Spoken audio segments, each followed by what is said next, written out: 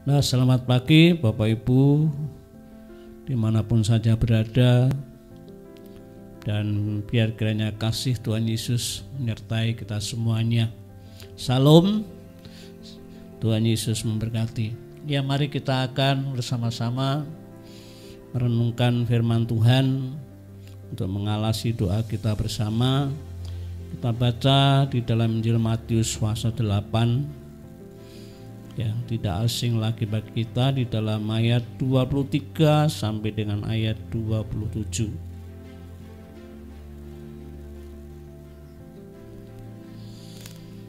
Injil Matius pasal 8, kita baca ayat 23 sampai dengan ayat 27.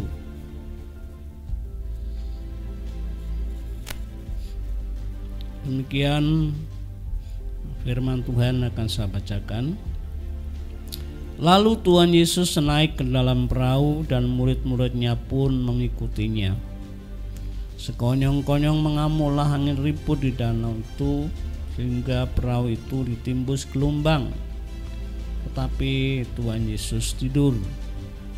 Maka datanglah murid-muridnya membangunkan dia, katanya, "Tuhan, tolonglah, kita binasa." Ia berkata kepada mereka, "Mengapa kamu takut? Kamu yang kurang percaya?"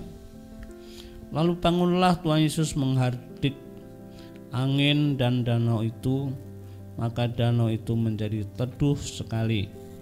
Dan heranlah orang-orang itu, katanya, "Orang apakah dia ini sehingga angin dan danau pun taat kepadanya?" Ya, sampai di sini. Nah, Bapak Ibu dan Saudara yang dikasihi Tuhan, ya, di dalam firman Tuhan yang kita baca ini,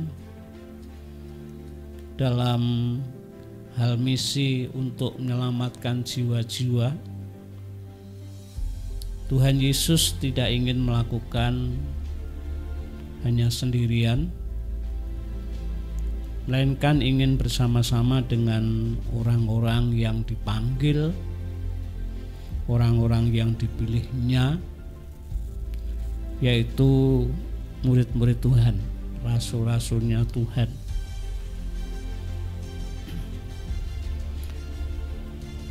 Ya, ketika mereka hanya para nelayan, ya, yang sangat sederhana, yang tidak terpelajar, namun dipanggil dan dipilih menjadi pengikut Tuhan, menjadi murid-muridnya Tuhan Yesus.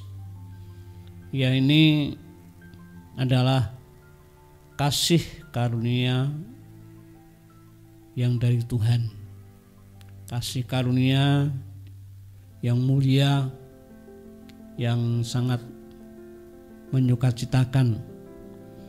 Karena siapakah mereka yang sungguhnya tidak ada apa-apanya, namun dipanggil, dipilih untuk menjadi rekan sekerjanya.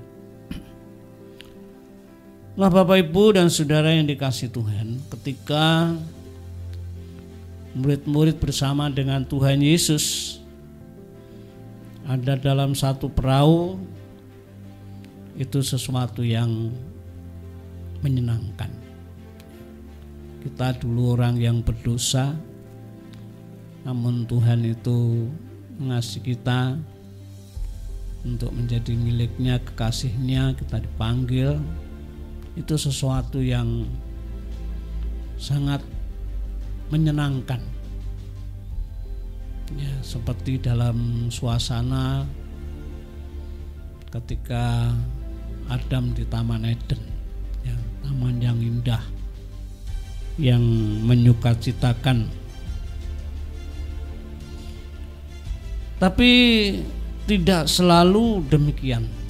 Sebab dikatakan dalam firman Tuhan, ketika murid-murid bersama Tuhan Yesus ada dalam satu perahu, sekonyong-konyong, ya, sekonyong-konyong mengamuklah angin ribut, sehingga perahu itu ditimbus gelombang. Artinya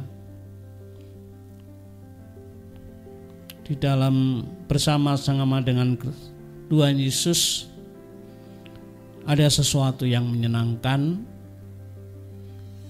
namun juga ada sesuatu yang membuat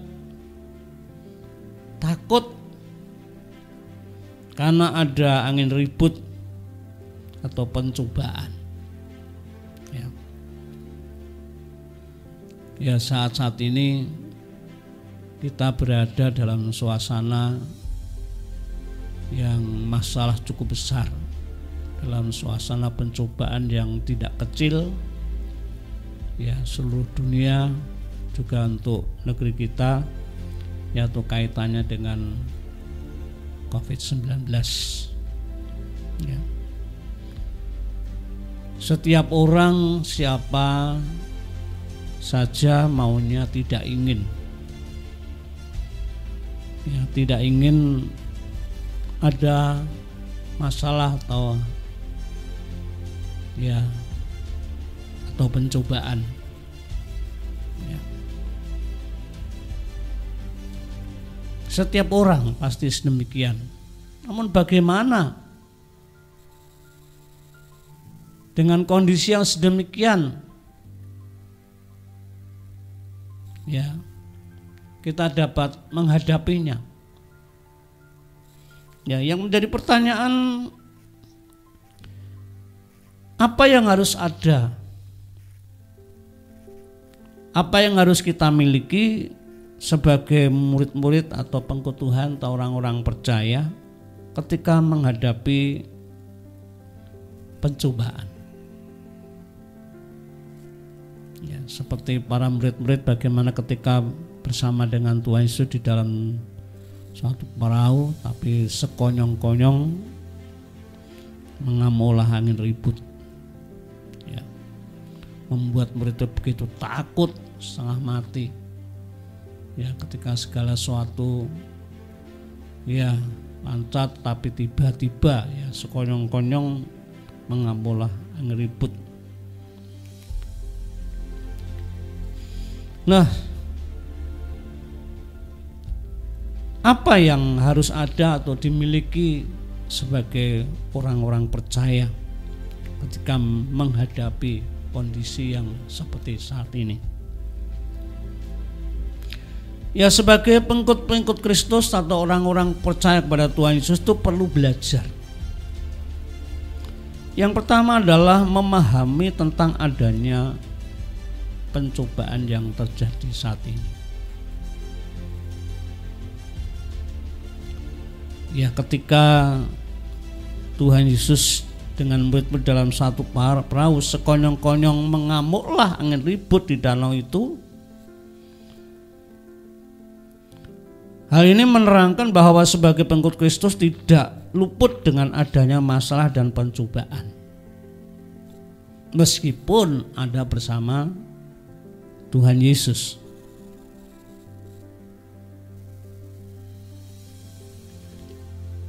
Lah, ini bagi kita perlu belajar memahami tentang adanya pencobaan dan masalah, meskipun kita ini senantiasa bersama-sama dengan Tuhan Yesus. Ketika kita tidak memahami, ketika tidak mengerti, seringkali banyak orang percaya itu beranggapan bahwa ikut Tuhan Yesus itu tidak ada masalah. Ya, seringkali dulu kalau ya istilahnya dalam kehidupan iman yang mungkin masih baru, belum dewasa, ya kemudian kita bersaksi, wah pokoknya ikut Tuhan Yesus itu beres, wah tidak ada masalah. Ya, kebiayaan demikian.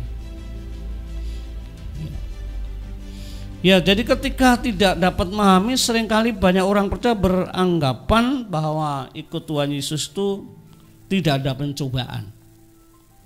Ini sesuatu pemahaman yang salah. Ya. suatu pemahaman yang salah. Maka ketika seseorang punya pemahaman yang salah, ya, bisa mengalami kecewa, ya. Bisa mengalami kecewa, bisa putus asa, dan lain-lain. Ya. Kita bisa belajar contoh, yaitu orang-orang Israel. Ketika dalam perjalanan di padang gurun setelah keluar dari perbudakan Mesir, bagaimana ketika dia dalam perbudakan, Tuhan itu menyatakan kuasanya begitu luar biasa. Dalam kondisi yang sudah tidak berdaya, diperbudak itu menderita, mengerang, ya, tapi Tuhan tuh janjinya kepada umat pilihannya tuh luar biasa, ditolong, ya dilepaskan melalui tulah 10 tulah yang menghukum orang Mesir, ya.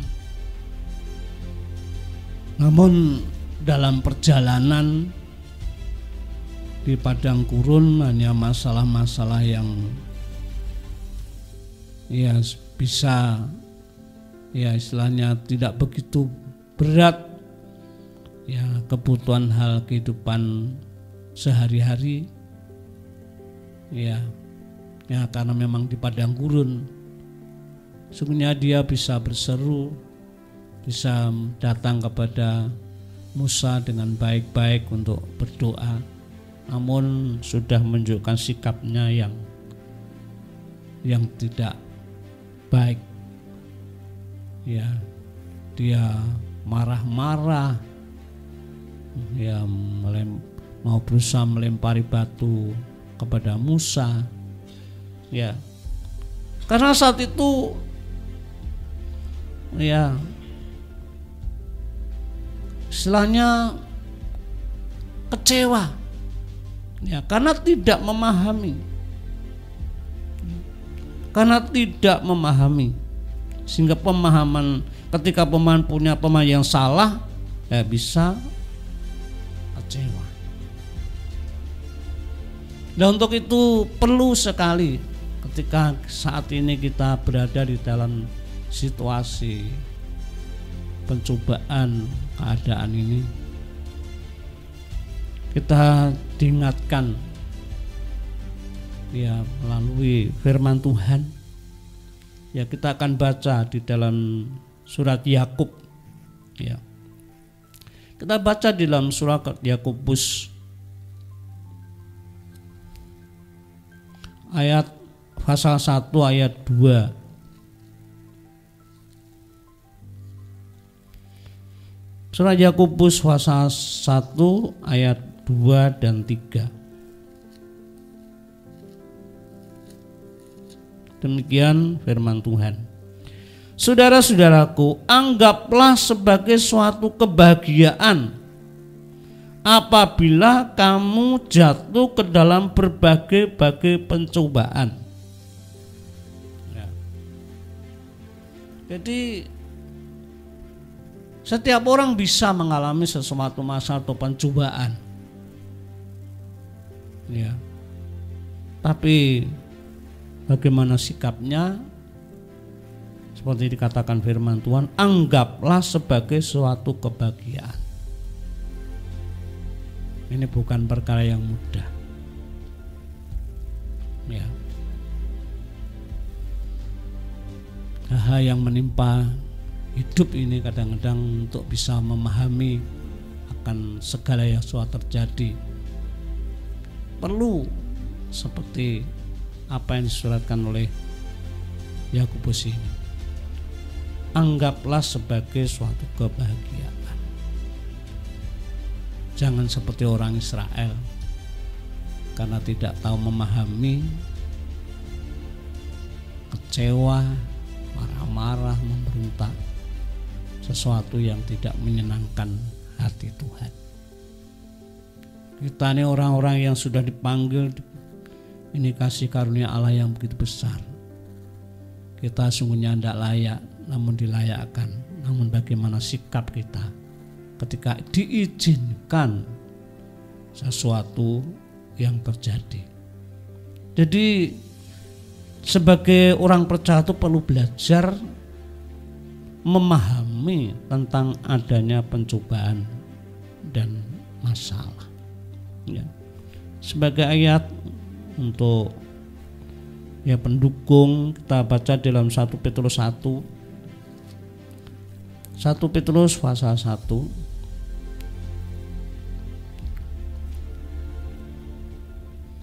1 Petrus pasal 1 ayat 6. Demikian firman Tuhan. 1 Petrus pasal 1 ayat 6. Bergembiralah akan hal itu, sekalipun sekarang ini kamu seketika harus berduka cita oleh berbagai-bagai pencobaan. Ya, saya ulang lagi. Bergembiralah akan hal itu, sekalipun sekarang ini kamu seketika harus berduka cita oleh berbagai-bagai pencobaan. Ya, setuju sekali. Maksud semuanya itu ialah untuk membuktikan kemurnian imanmu yang jauh lebih tinggi nilainya daripada emas yang warna yang diuji kemurniannya dengan api, sehingga kamu memperoleh puji-pujian dan kemuliaan dan kehormatan pada hari Tuhan Yesus Kristus menyatakan dirinya.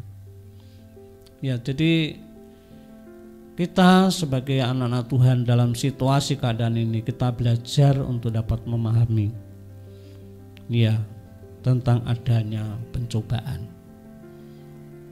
Jadi bagi kita orang percaya diizinkan, ya perlu sikap yang benar yang tidak bertentangan dengan kehendak Allah, karena kita punya Tuhan yang kuasanya, yang kasihnya sangat luar biasa, yang tidak ada nama lain di dalam dunia ini.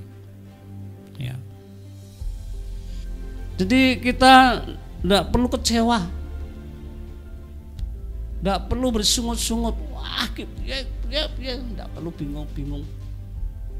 Tapi kalau kita percaya pada Tuhan, selalu ada jalan. Ini yang pertama.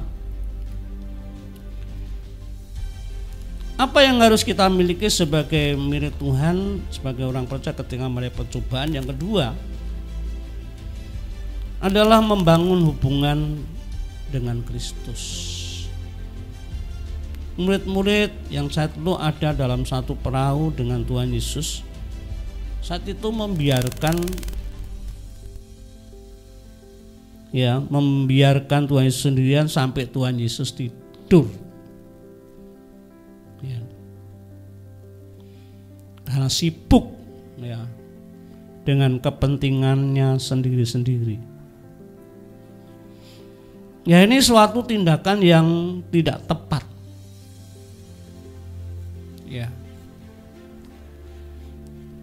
Ya, ketika kita sudah senantiasa dijadikan pengikut Kristus,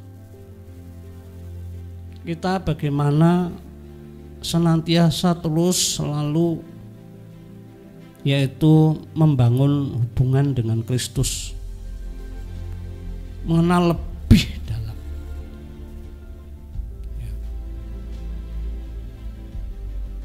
Jadi ketika keadaan diizinkan terjadi, Tuhan Yesus sungguhnya ada bersama dengan kita, seperti para murid-murid ini.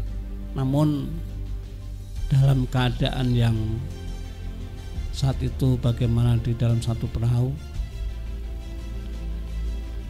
ya membiarkan Tuhan Yesus sendirian sampai Tuhan Yesus tidur. Ini sesuatu yang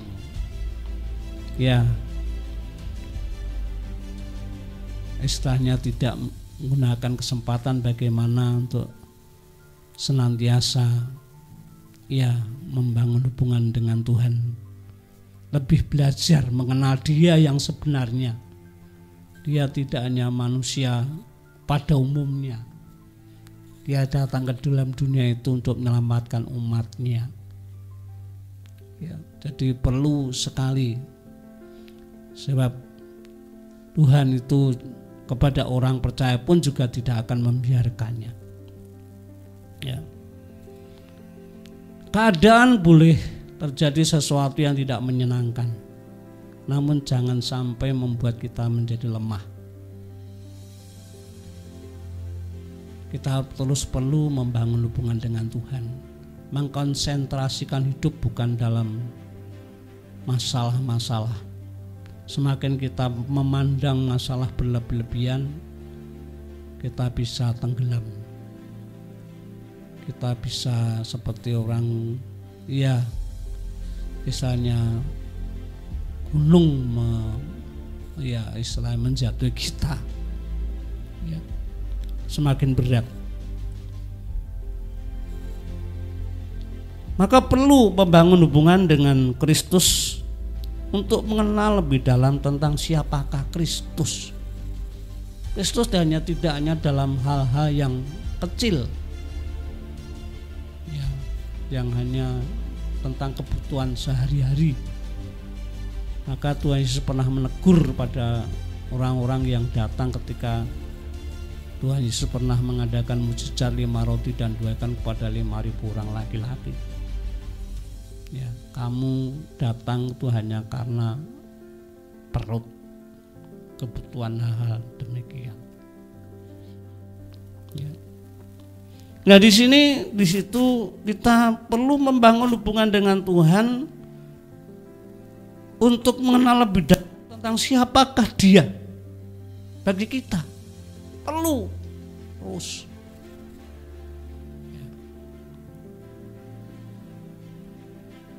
Jadi itu sangat penting. Seperti Nuh, bagaimana keadaan itu sangat benar-benar zaman Nuh itu orang-orang bagaimana hidup hanya mengejar kepuasan dunia, kepuasan daging yang sudah tidak menghargai Tuhan. Ya, maka Tuhan memandang orang-orang pada zaman Nuh itu mau dimusnahkan. Ya, karena Tuhan menyesal dengan umat ciptaannya. Hanya Nuh saja yang bergaul ya dengan Tuhan. Ya. Kita baca di dalam Kejadian pasal 6 ya, ayat 9.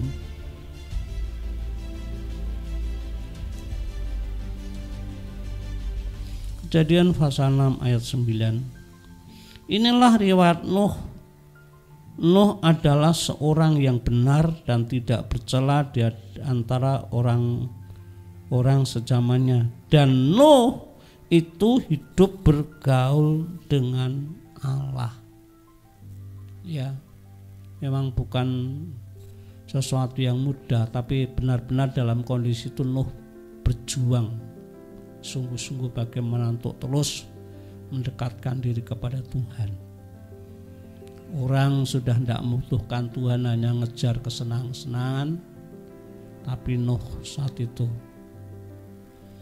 di hadapan Tuhan tidak kedapatan cacat dan celah karena Nuh bergaul karib dengan Allah.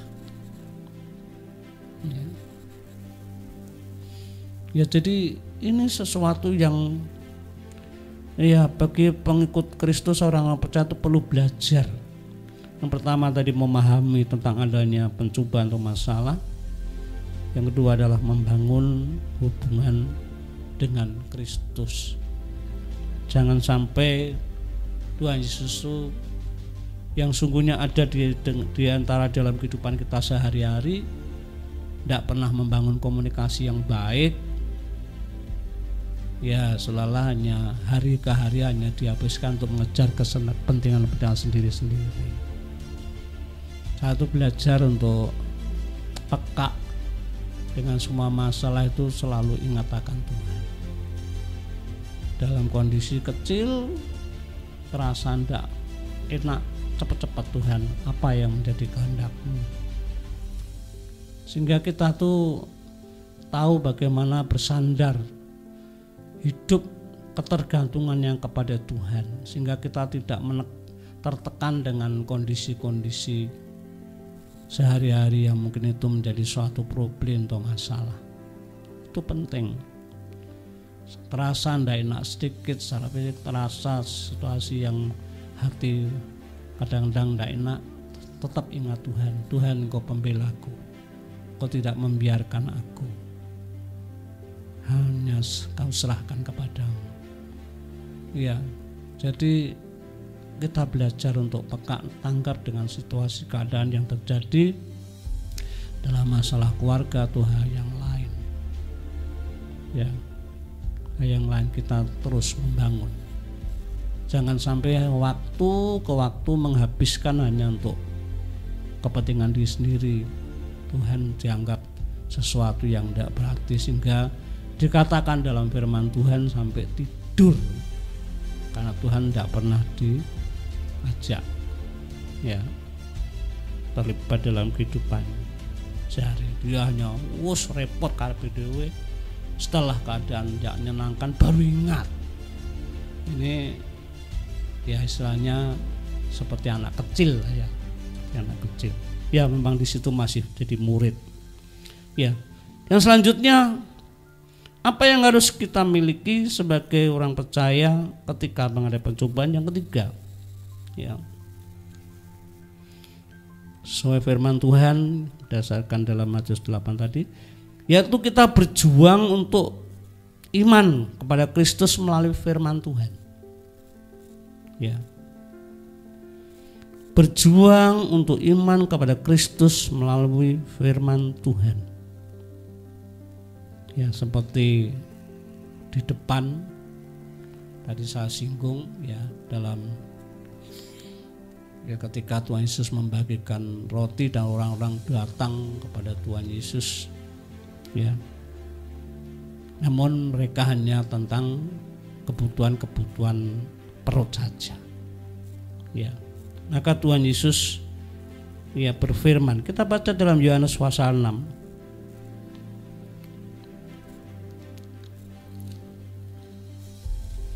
Injil Yohanes pasal yang ke-6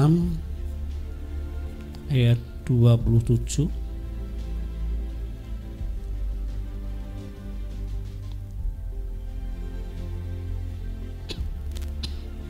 Injil Yohanes pasal 6 ayat 27.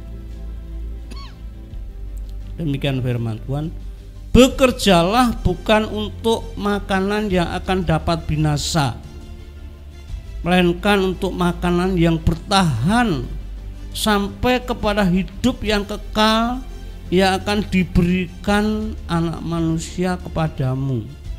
Ya, terus saja berlanjut sampai ayat 29. Sebab dialah yang disahkan oleh Bapa Allah dengan meterainya. Lalu kata mereka kepadanya, apakah yang harus kami perbuat supaya kami mengerjakan pekerjaan yang dikehendaki Allah? Jawab Tuhan Yesus kepada mereka, inilah pekerjaan yang dikehendaki Allah, yaitu hendaklah kamu percaya kepada Dia yang telah diutus Allah. Ya, jadi berjuang untuk iman, berjuang untuk kepercayaan kepada Kristus melalui firman Tuhan. Jadi hati kita ini benar-benar selalu terus mengerti apa yang menjadi kehendak Allah. Ya, dengan belajar dengan situasi keadaan kita, bagaimana mensikapinya dan bagaimana kita membawanya kepada Tuhan, sehingga kita tidak mudah terombang-ambing, tidak mudah dikacaukan, tapi kita punya pegangan yang kuat. Ya, kita punya pegangan yang kuat. Sebab berjuang untuk iman itu hasilnya ya sangat indah, yaitu keyakinan dan keteguhan. Ya. Ya. Berjuang untuk iman menghasilkan keyakinan dan keteguhan. Ini sesuatu yang sangat luar biasa. Ya. Jadi kita tidak mudah terombang-ambing dengan situasi keadaan. Kita tahu bagaimana bertindak yang sesuai dengan kehendak Allah. Kadang-kadang dalam perjalanan hidup tidak terus mulus. Mungkin ada orang yang tidak senang, atau mungkin orang memfitnah dan lain. Ya sudah, ya kita serahkan pada Tuhan. Ya, kita tidak perlu harus mensikapi seperti orang-orang dunia. Ya. Jadi kita belajar mensikapi dengan iman, berjuang dalam iman. Ya. Seperti pernah saya katakan, bagaimana ketika bekerja, tahu orang bekerja itu tidak mudah. Senang belonjone, tapi kalau melaksanakan tugas kerja itu tidak mudah. Ya, tantangan dengan ya orang-orang sekitarnya, lagi di perusahaan, ya lingkungannya yang tidak mendukung, itu kadang-kadang menyakitkan. Tapi kalau kita tetap terus sadar tentang kondisi tempat itu, bagaimana mensikapinya, kita tidak mudah terombang-ambing. Ya, kita punya prinsip sendiri sesuai dengan kehendak Allah. Nah, saya mengalami bagaimana pembelaan Tuhan yang sangat luar biasa. Ya. Dan jadi ini sesuatu yang perlu dimiliki ketika orang percaya dihadapkan dengan pencobaan, dengan situasi keadaan saat-saat ini. Kita orang perlu belajar. Yang pertama adalah memahami tentang adanya pencobaan, membangun hubungan dengan Kristus, berjuang untuk iman. Ya. Berjuang untuk iman kepada Kristus melalui firman Tuhan. Siapakah Dia? Ya. Jadi sehingga kita tuh semakin dikuatkan, tidak mudah terombang-ambing ketika kita disakiti, ketika kita difitnah, tidak mudah gelisah. Tahu bagaimana membawa masalah, bukan dengan kuat dan gagah, tapi membawa kepada Tuhan yang kuasanya lebih dari siapapun. Ya. Sebagai penutup kita baca dalam 1 Petrus pasal 2.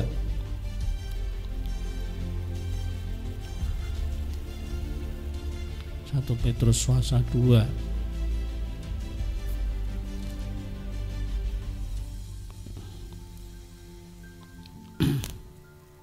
Ya, kembali 1 Petrus pasal 2 ayat yang ke-6 ya.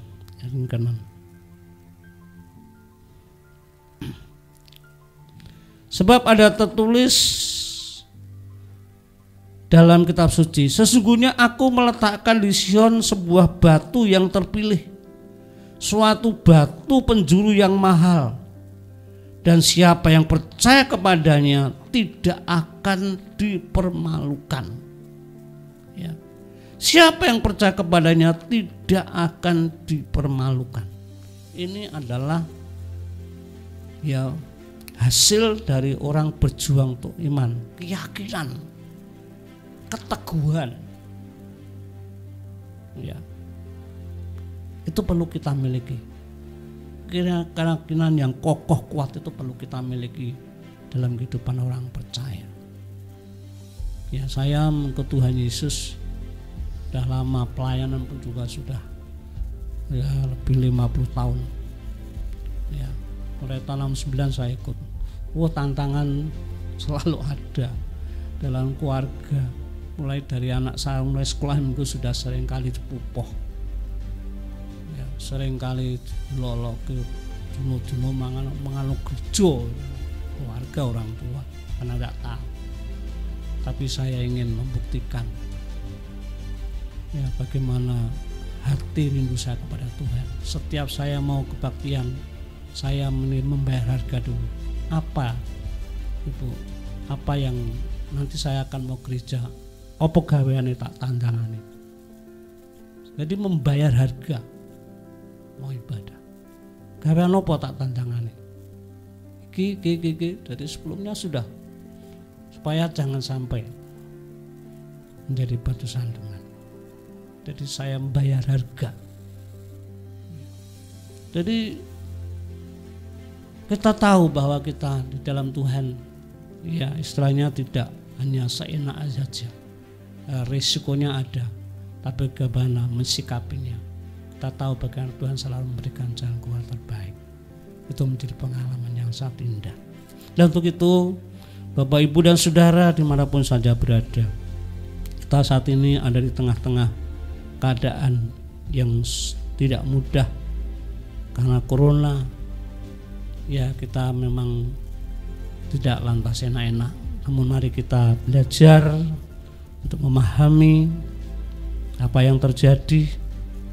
Ya, demikian juga kita membangun hubungan dengan Kristus dan kita tuh berjuang di dalam iman. Tuhan yang sudah mengasihi kita tidak membiarkan kita. Tuhan pasti akan menolong dan membela kita. Tuhan Yesus memberkati.